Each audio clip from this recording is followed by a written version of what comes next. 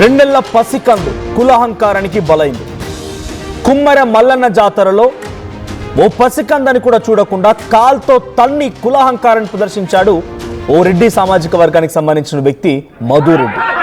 దీంతో అక్కడ కులహంకారం, జాతి అహంకారం అనేటువంటి ఒక అంశం ప్రధానంగా చర్చనీయాంశంగా మారింది. దోషుల్ని ఇప్పటి వరకు ఎవరు కూడా పట్టుకోలేదు. మేము అదుపులోకి తీసుకున్నామని పోలీసులు అంటున్నారు. అదుపులో తీసుకొని వాళ్ళకి బిర్యానీ ఇంకా మందు మాంసాలు పెట్టి మేపుతున్నారా? వారిని కోర్టు ముందు ప్రవేశపెట్టాలి, ఆ తర్వాత రిమాండ్కి తరలించాలి.